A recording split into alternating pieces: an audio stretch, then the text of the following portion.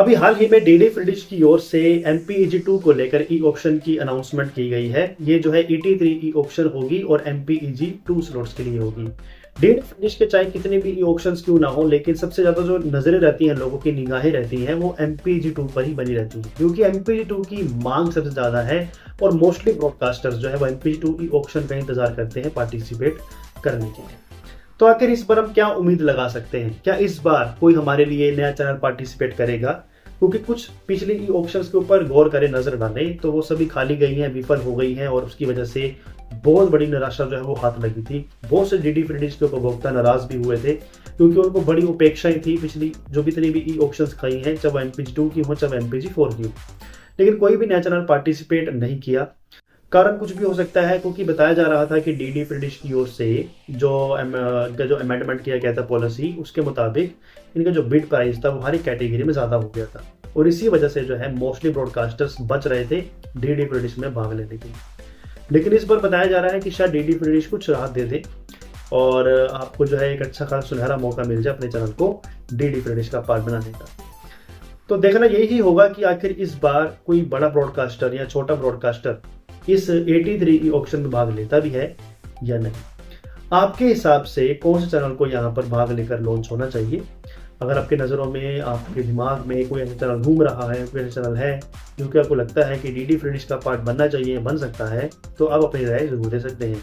लेकिन हमारी तरफ से अगर आपको बताया जाए तो रिसेंटली 2 से 3 चैनल्स ही अभी शुरू हुए हैं जो कि सी बैंड सैटेलाइट पर शुरू हुए हैं। तो उसी के हिसाब से हम आपको एक जानकारी दे सकते हैं कि शायद, जी हाँ बिल्कुल आप सही सुन रहे हैं, शायद ये डीडी फ्री डिश का पार्ट बन जाए, क्योंकि अभी तक ऑफिशियली कुछ भी बताना मुश्किल होगा। मैं आपको कुछ भी बता दूं और आप बाद में कहें कि ये जो आपने बताया था आया तो है नहीं, तो हम आपको शायद के रूप में बता सकते हैं कि शायद ये चैनल आ जाए, क्योंकि इनका भी रिसेंटली हमने टेस्ट सिग्नल ट्रांसमिशन नए सैटेलाइट पर ऑब्जर्व किया है।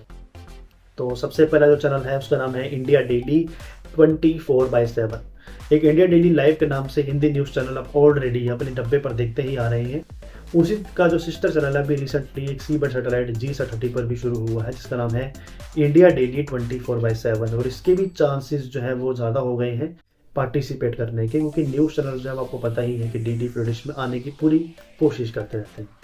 तो ये भी चैनल है जो कि हम कह सकते हैं कि शायद डीडी फ्री डिश के MPEG-2 में भाग लेने की कोशिश करे और अगर वह सफल हो जाता है तो सब स्लॉट भी जीत सकता है। इसके अलावा हम जो है कुछ मांग करते हैं, कुछ डिमांड करते हैं कुछ ऐसे चैनलों की जो कि प्राइवेट डीटीएच प्लेटफॉर्म्स पर काफ़ी अच्छा जो है वो कमाल कर रहे हैं। जैसे कि आप मानकर चलिए पंजाबी रीजन में अगर हम बात करते हैं तो पंजाबी हिट्स है, जो कि एक पंजाबी म्यूजिक का चैनल है। शायद उसे जो है इस बार डीडी फ्री डिश का पार्ट जरूर बनना चाहिए, ताकि पंजाबी जो ऑडियंस है वो आराम से डीडी फ्री डिश के साथ भी कनेक्ट हो सके। तो ये भी चैनल है हमारी नज़रों में जिसको डीडी फ्री डिश का पार्ट बनना चाहिए। यहाँ पर मेरा एक सजेशन है डीडी फ्री डिश की तरफ से या ब्रॉडकास्टर को कि भाई आप जो है डीडी फ्री डिश का पार्ट बने तो बेहतर होगा, लोगों को एक अच्छा खासा जो है देखने का लायक चैनल मिल जाएगा। MH1 जो चैनल है जो कई सालों पहले डीडी फ्री डिश के साथ पार्ट भी था, मेरे ख्याल से उसको एक बार फिर से वापसी करनी चाहिए, जो कि पंजाबी रीजन में चैनल है और मूवीज़ भी कई बार आपको प्ले करके दिखा देता है, तो शायद इसको भी आना चाहिए। इसके अलावा और कई चैनल हैं दोस्तों जो कि हो सकते हैं आपकी नज़रों में हो लेकिन मुझे दिमाग में ना आ रहे हो, तो वो आप अपनी राय कमेंट बॉक्स में हमें बता सकते हैं। मेरे पास तो चुनिंदा 2-3 चैनलों के नाम थे जो कि मुझे लगा कि शायद इनको आना चाहिए। बाकी कोई सरप्राइजिंगली कोई ऐसा चैनल जो अभी शुरू भी ना हुआ हो और वो आने की तैयारी में बैठा हो, तो ये हमारे लिए बहुत बड़ा तोहफा हो सकता है।